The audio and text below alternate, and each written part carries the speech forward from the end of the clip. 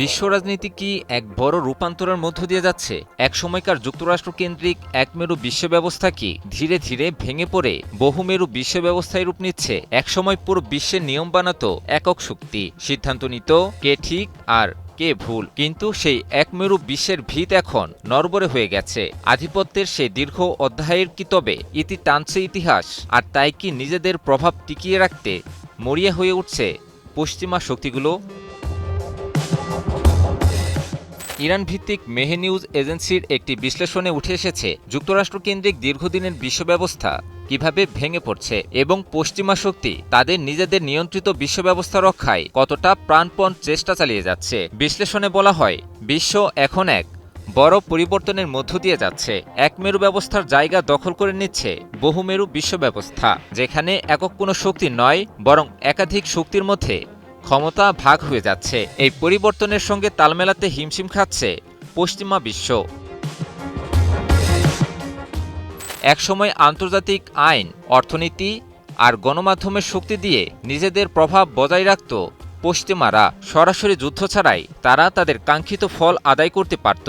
কিন্তু এখন সেই ক্ষমতার কার্যকারিতা কমে গেছে। অর্থনৈতিক নিষেধাজ্ঞা, যা একসময় ছিল যুক্তরাষ্ট্রের কৌশলী অস্ত্র, এখন অনেক ক্ষেত্রে তা অকার্যকর এবং পুনরাবৃত্তিমূলক হাতিয়ারে পরিণত হয়েছে।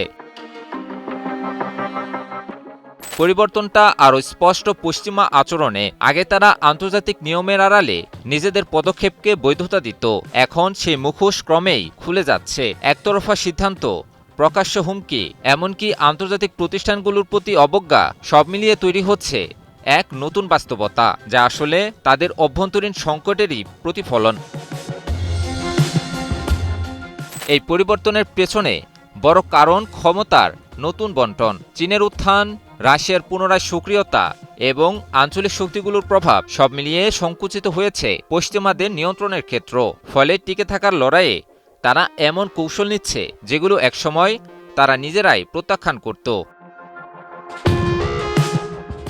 ইরানকে ঘিরে চলমান সংঘাত এই পরিবর্তনের একটি বড় উদাহরণ। দীর্ঘদিন ধরে চাপ প্রয়োগ করেও ইরানের অবস্থান বদলাতে পারেনি পশ্চিমারা, বরং এই চাপ ইরানকে আরও সংহত করেছে, বাড়িয়েছে তার প্রতিরোধ ক্ষমতা। সর্বোচ্চ চাপনীতির এই ব্যর্থতা দেখিয়ে দিয়েছে পুরনো কৌশল এখন আর কাজ করছে না।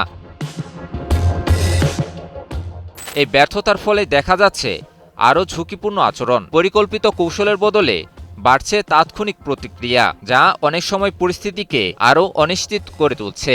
আন্তর্জাতিক সম্পর্কের ক্ষেত্রে কমে যাচ্ছে পূর্বাভাসযোগ্যতা, বাড়ছে আকস্মিক সংকটের ঝুঁকি। অর্থনৈতিক ক্ষেত্রেও দেখা যাচ্ছে পরিবর্তন। ডলার নির্ভর বৈশ্বিক ব্যবস্থার বিকল্প খোঁজার চেষ্টা চলছে। বিভিন্ন দেশ নিজেদের আর্থিক কাঠামো গড়ে তুলছে, আঞ্চলিক জোট শক্তিশালী করছে। একই সঙ্গে সাংস্কৃতিক প্রভাবেও কমে এসেছে পশ্চিমাদের একচেটিয়া আধিপত্য। সব মিলিয়ে প্রশ্নটা এখন একটাই, পশ্চিমারা কি এই নতুন বাস্তবতাকে মেনে নিতে পারবে, নাকি অতীতের আধিপত্য আঁকড়ে ধরে আরও সংখ্যা তৈরি করবে? ইতিহাস বলছে, যখনই কোনো প্রভাবশালী শক্তি পরিবর্তন মেনে নিতে চায় না, তখন তারা চাপ বাড়ায়, আর সেই চেষ্টাই অনেক সময় তাদের পতনকে ত্বরান্বিত করে। বর্তমান পরিস্থিতিও যেন সেই পথেই এগুচ্ছে। কারণ নতুন বাস্তবতার এই বিশ্বে আর একক কোনো শক্তি নিয়ম নির্ধারণ করতে পারবে না। ক্ষমতা এখন ভাগ হয়ে গেছে বহু শক্তির সমীকরণে, যেখানে আছে চীন ও রাশিয়ার মতো দেশগুলোর গুরুত্বপূর্ণ প্রভাব। এমন বাস্তবতায় যুক্তরাষ্ট্র ও তার পশ্চিমা মিত্রদের পুরনো আধিপত্য ধরে রাখার চেষ্টা শুধু কঠিনই নয়, বরং বিপজ্জনকও। ইমন আলী, নিউজ 24।